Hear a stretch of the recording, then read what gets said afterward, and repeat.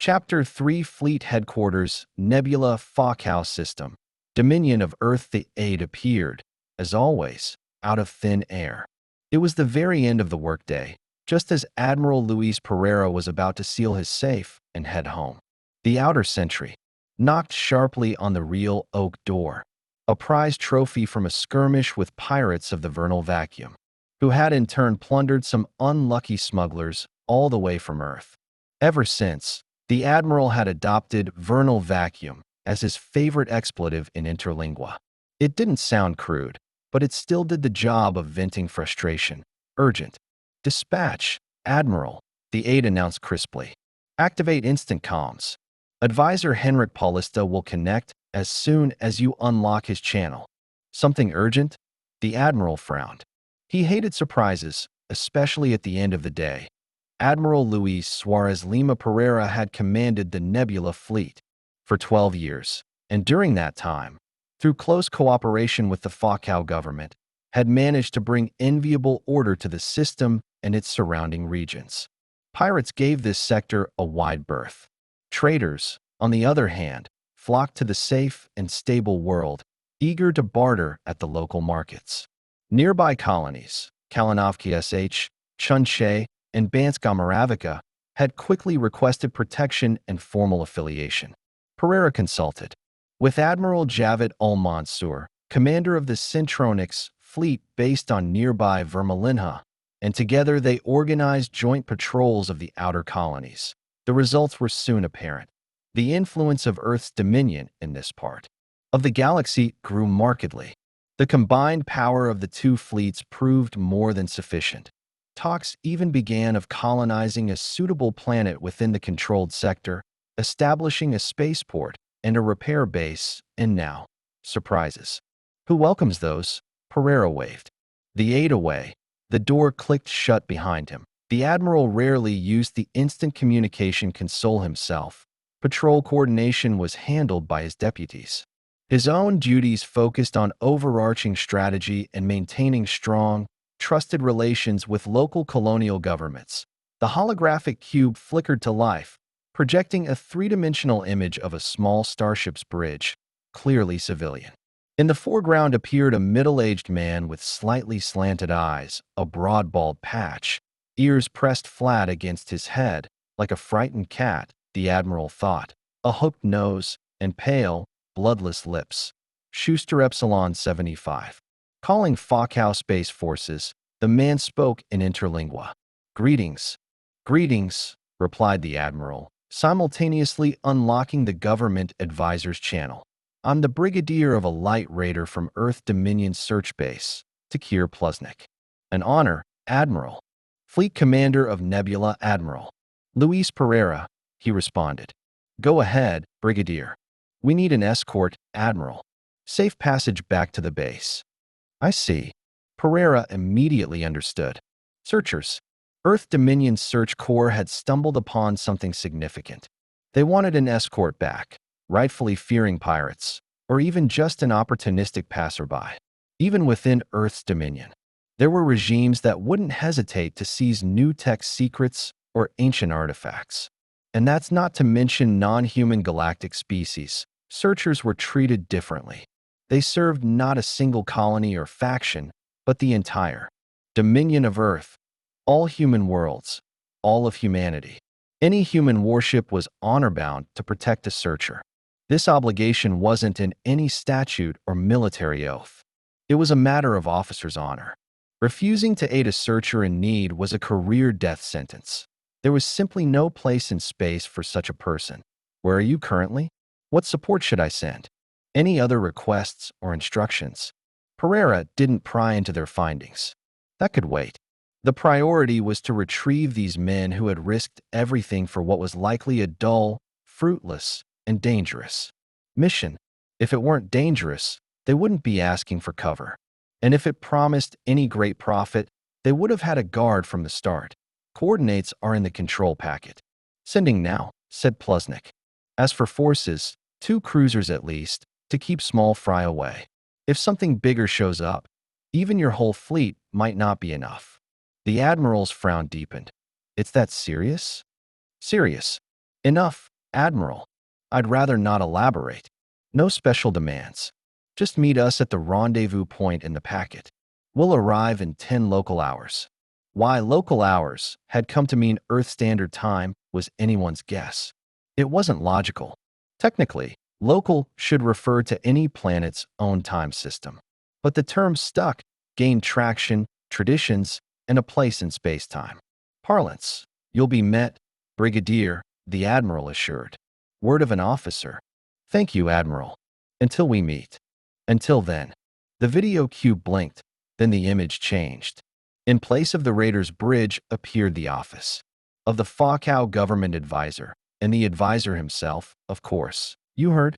The Admiral asked grimly. Henrik de Souza Paulista, a seasoned politician weathered by decades of intrigue, nodded silently. Thoughts? Pereira prompted. Not much to go on. The advisor shrugged slightly. Still, send the ships. Not just the 2 they asked for. Send more. 5 directly, plus 3 in covert support. Who knows what they've stumbled onto? The Admiral nodded thoughtfully. An emergency fleet meeting would be necessary. Better include Centronics reps too. One more thing, the advisor added, clearly wavering a bit, though he'd already decided. You should go in person, Luis. Situational awareness counts for a lot. Then you shake off the cobwebs and come along too. The Admiral shot back. Having the Fakao government's watchful eye nearby would be a bonus. Fair enough, Paulista nodded. I'll consider it. Call your meeting. I'll alert my people. Joint briefing, say, in half an hour. Works for me. Sooner if possible.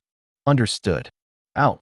The Admiral rolled his chair 1.5 meters left toward the internal comm panel and slapped the large red emergency mushroom signal. Forum. Even through the plush decorative panels, the siren's wail pierced the air. A moment later, 2 burly guards burst in, wielding blasters in their hairy fists. Reinforced security, just as protocol dictated. By that point, the Admiral was already speaking to the duty officer. Admiral, sir. Colonel Ventras, on the line. How many reserve ships do we have, Colonel? Line class.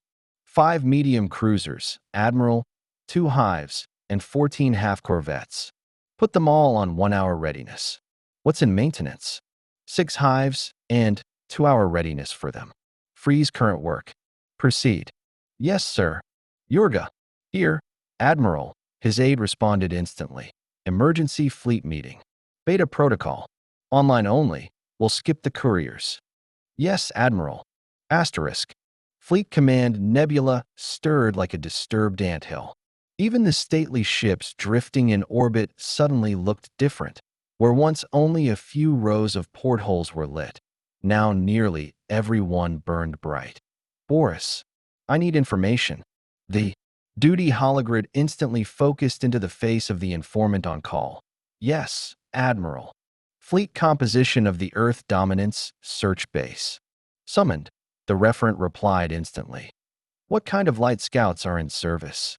There, Constanza, Compromise, Schustero, and Schuster Epsilon. I'm interested in the Schuster Epsilons. How many are operational? 216, Admiral. Details on Schuster Epsilon 75. A second's pause. The Raider is currently on a search mission near the border of our sector and the next. Commander and Captain, Takir. Pluznik. First Officer and Navigator, Vasily Shaliko. Search Tech, Alexa, stop. Skip that. How long have they been out? 7 local months, 22 days, and 9 hours. Down to the minute. Bring me a volumetric of Commander Pluznik. 4 seconds later, a service hologram formed in the cube, a perfect match for the man the Admiral had just spoken to via flashlink. Thank you. That'll be all.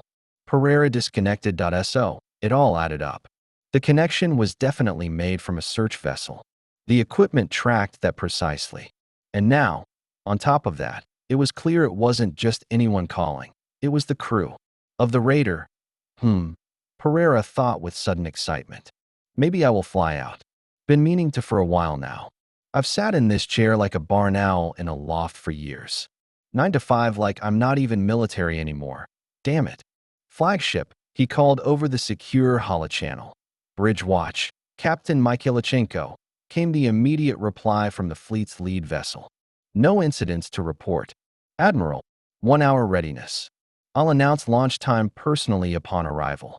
Clean up my quarters and summon Boo. Have him scramble his rangers. Yes, Admiral. The captain's voice lit up, clearly bored with peaceful duty. Boys, Pereira smirked internally, always itching for a fight. Just then, his private line blinked with a call from the president. Well, muttered the admiral, connecting point 4 cubes shimmered above his console. Yes, Mr. President? Good evening, Admiral. I hear there's been some unexpected news. There has. I assume you've been briefed. I have. Paulista filled me in. What are your intentions? To escort them, of course. Pereira sounded slightly puzzled. What else could I possibly do? That's not what I meant. The president winced slightly and looked the admiral in the eye. I wanted to, clarify. Where exactly will you be escorting the scout ship? Pereira didn't answer at once. In fact, for 2 long seconds, he couldn't quite understand what the president was implying. Then he did, and his lips tightened involuntarily. So that's what this is about. Am I getting old? Took me too long to catch on.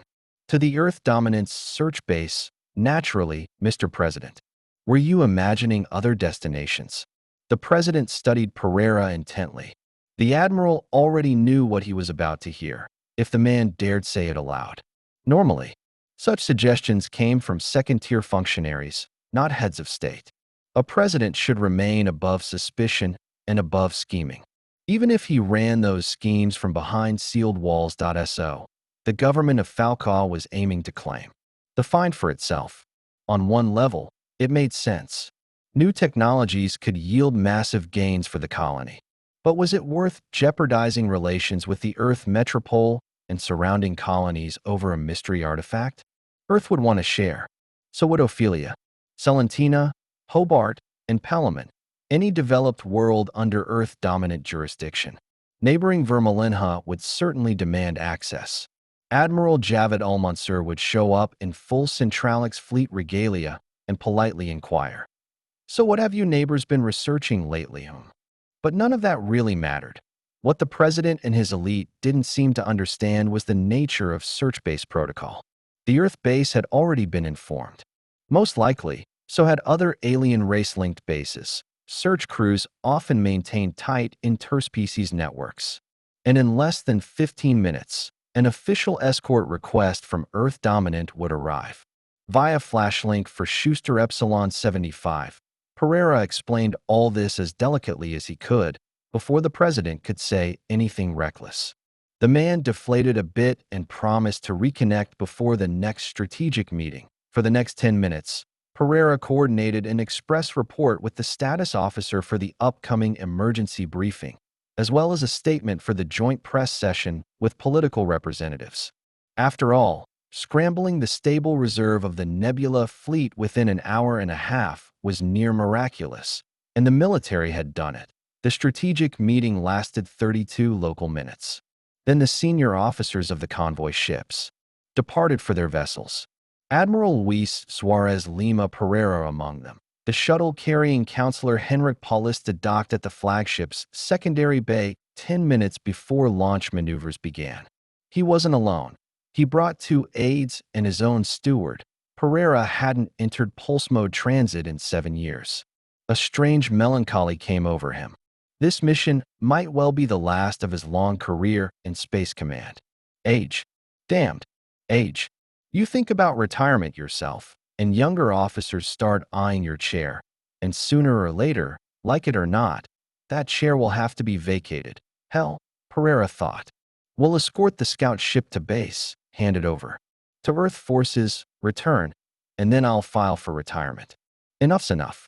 I've had my turn. The flotilla breached the barrier just over an hour after maneuvers began. N-01 in the Falcaw system knew that, at that same moment, a full armada of starships had aligned into formation in the Tsura sector and vanished into hyperspace. Regular forces of the Shot Sur, the Singing Skeletons, were charging toward the very region of space where one lone scout Schuster Epsilon 75, would soon be waiting for backup. The raider from the search base turned out to be quite a hefty machine. In any case, it wouldn't fit in the cargo bay of a standard cruiser. Understandable. After all, the ship was civilian, and no one had bothered to minimize its linear dimensions or volume to avoid making it a prime target for enemy gunners. After a quick discussion with the flagship's captain, Pereira leaned toward not taking the search vessel into the hold at all. Instead, they would dock it externally, perhaps to a coastal airlock. For the flagship Nebula and its X-drive, the added mass posed no serious issue. Caution never hurts. The Admiral reminded himself once more, who knew what the persistent seekers had stumbled upon? What were they carrying in that craft of theirs? Could they have picked up some ancient contagion? Half a century ago, all of Chagda had been wiped out by an unknown illness brought in by some immune alien miner. 2. Local weeks, nearly 500 million dead. For 4 local years, not a single ship dared enter the quarantine sector until the scientists on Svage isolated the mutated virus and found a way to combat it. However, this time the Admiral's fears were unfounded. The search ship was not carrying any physical artifacts. According to the foreman, what they had brought back was information, unexpected, possibly of extraordinary value. So, while the raider and its crew underwent full sterilization and decontamination, the Admiral speculated, what kind of information could it be? What lost knowledge of the vanished Titans, forgotten among the stars? His speculation was, of course, fruitless.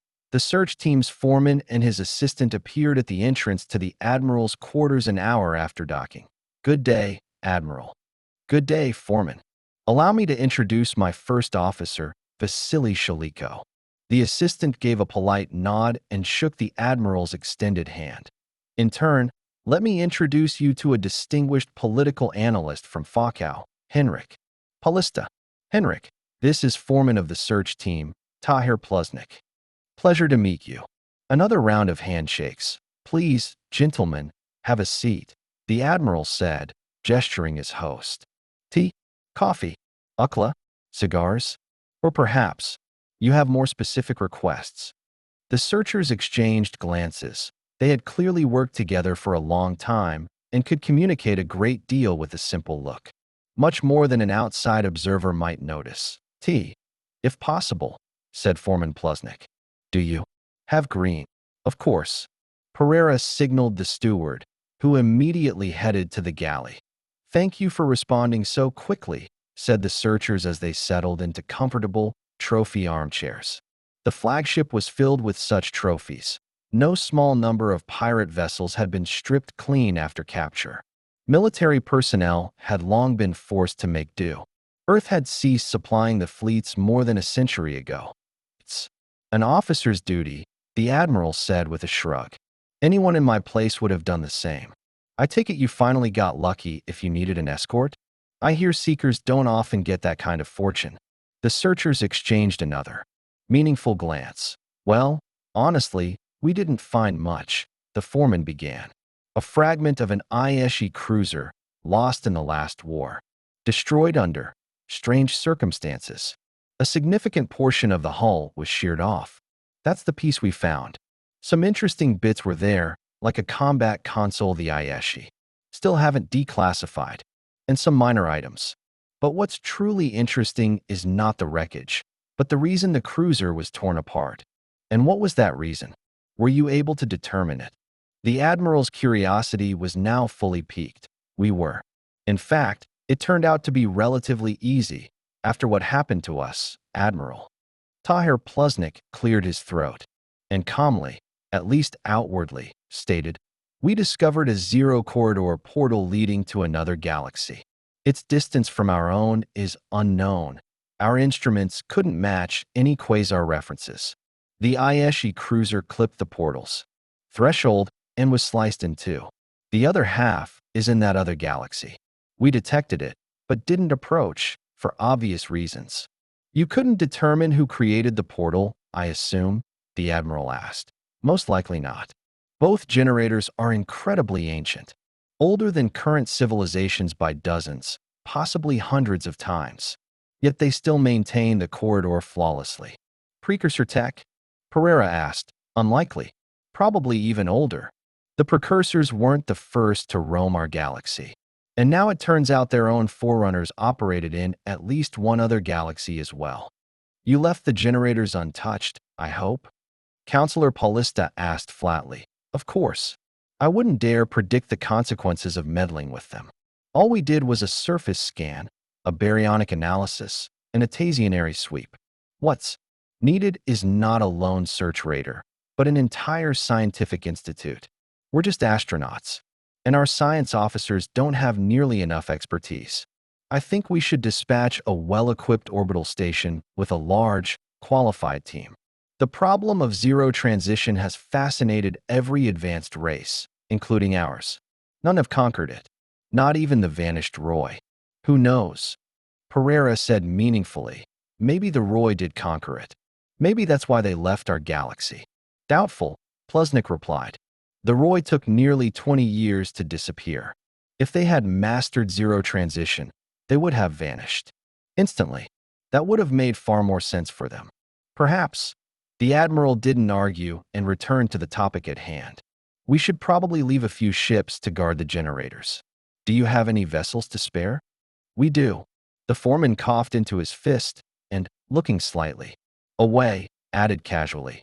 I've already sent reports to the search base and the Unified Knowledge Fund.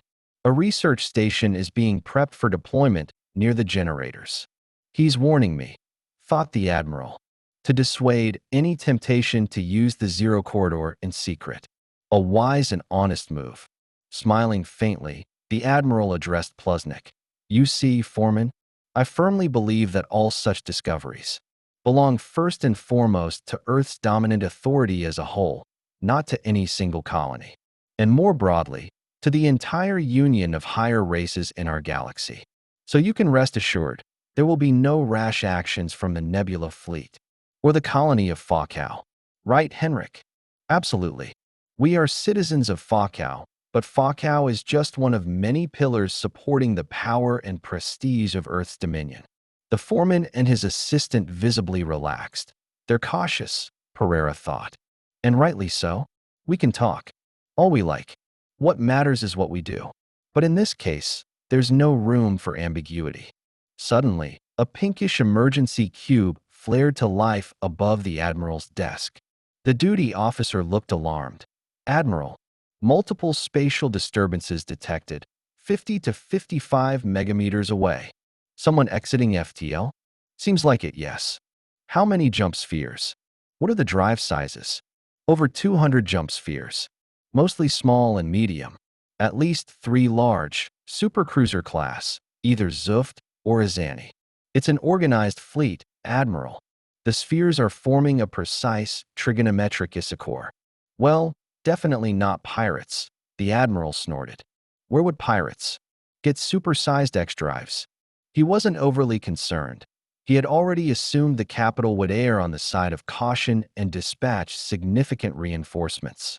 But Foreman Plusnik had gone pale, his eyes darting between Pereira, Paulista, and the duty officer on the screen. Don't worry, Foreman. Admiral Pereira hastened to reassure him. Most likely, these are our compatriots from the fund, arranging a ceremonial escort. The Nebula fleet is sizable, but not particularly imposing by Earth's standards. Admiral, Plusnik swallowed hard. I gave our meeting coordinates to no one but you. And I've blocked our momentary beacon. It's impossible for anyone else to have tracked us. Is that so? For the first time, a flicker of unease stirred in the Admiral's mind. Without wasting another second, he barked at the duty officer. Combat alert. Calculate emergency jump parameters. Time to arrival of our guests? 10 to 12 minutes, the officer replied. Actually less, 9 or 10. Put the visuals on my desk. The Admiral stood up abruptly, a sharp, dangerous pain stabbing through his chest. But there's no such thing as illness during war, and so, by sheer force of habit, he willed the discomfort into the background. Above the desk, a panoramic display unfolded. The dense cluster on the left marked the nearest star, a lonely white dwarf.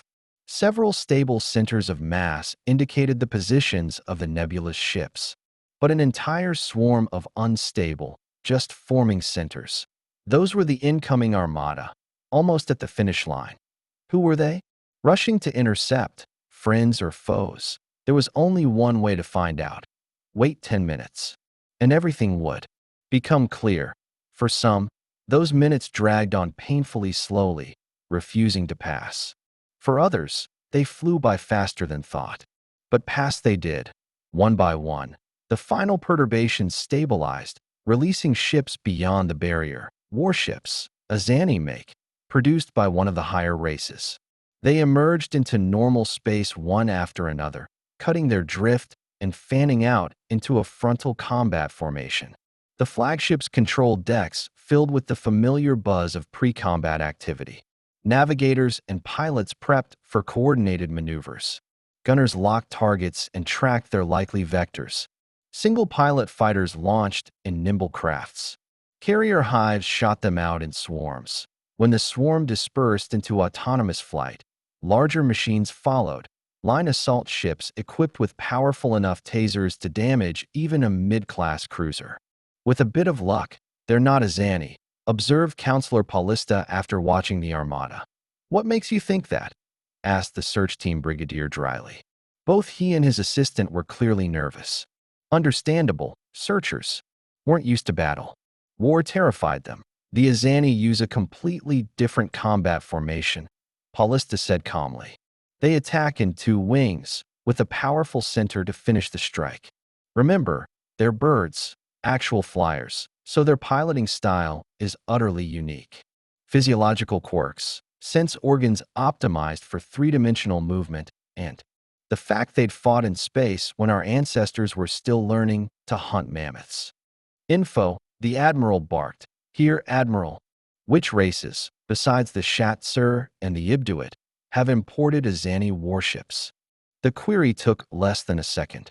Any fleet within Earth's dominion had instant access to the central archives, DRA and, to a lesser extent, the Aeons.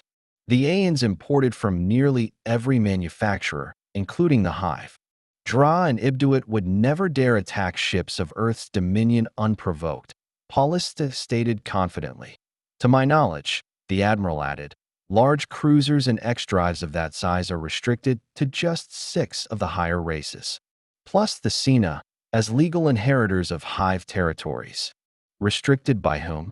Plusnik asked with a hint of irony. By the Union. The Union's falling apart, Plusnik said flatly. Denying that is naive and dangerous. If the Shat-Sur or the Shifters really wanted to, they could buy even a giant X-drive from the Aesh smugglers. Just pay whatever they ask. A giant one? Probably not, the counselor interjected. But a large one? Along with a cruiser? Absolutely. Buy the cruiser from the Azani, the drive from the Aesh, and get it mounted at some remote Kuft repair station. Field up, someone called from the command deck.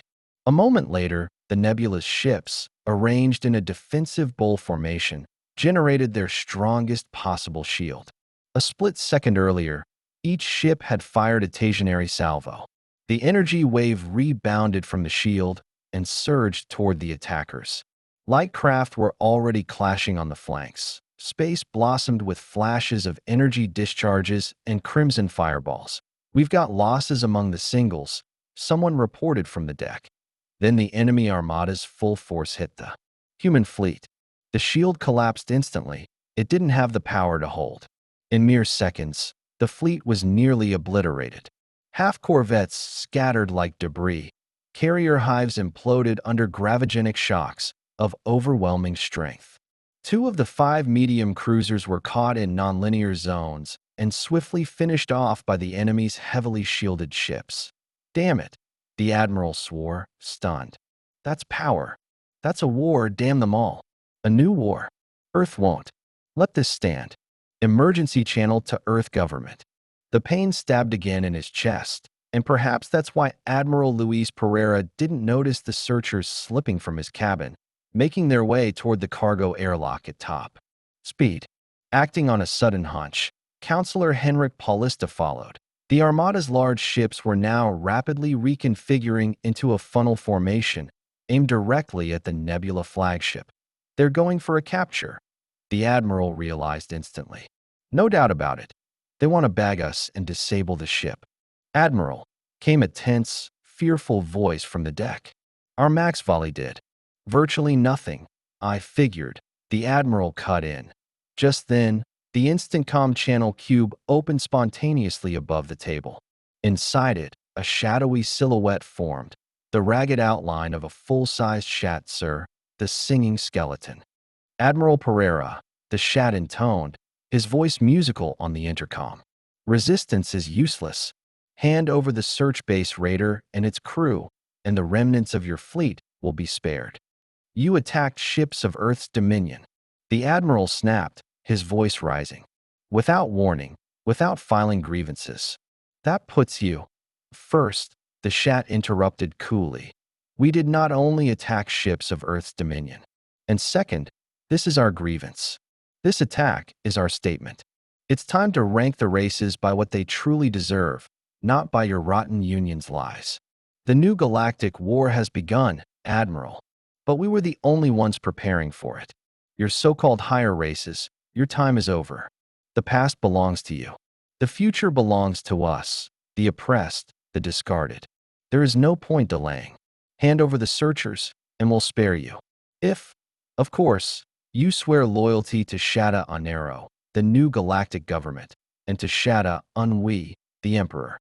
The Admiral glanced around in confusion, only to realize that the only other person in the cabin was a terrified steward, trying to shield himself from the Shat with a silver tray, a trophy from a successful anti-pirate raid.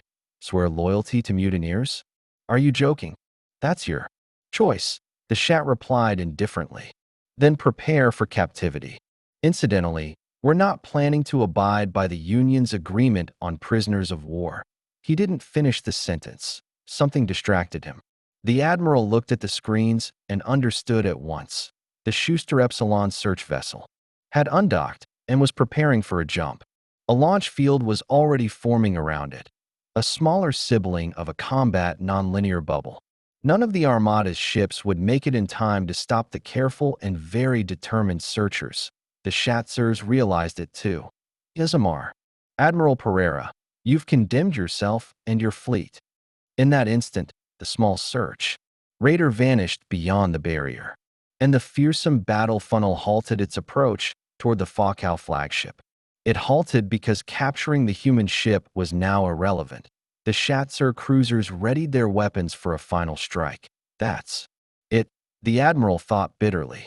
I doomed my own fleet. He never finished the thought. Luis Suarez Lima Pereira didn't live to see the final volley. The stabbing pain returned. And then his heart seized sharply for one blinding instant, and the world faded to black. The flagship outlived its admiral by only a few seconds. Search.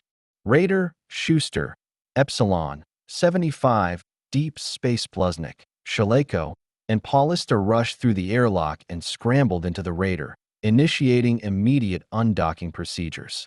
The emergency jump had long since been calculated by the deputy brigadier. Searchers were trained for every imaginable disaster, and forced escape was certainly on the list. "What are you doing?" cried the startled counselor, following them more out of herd instinct than deliberate decision.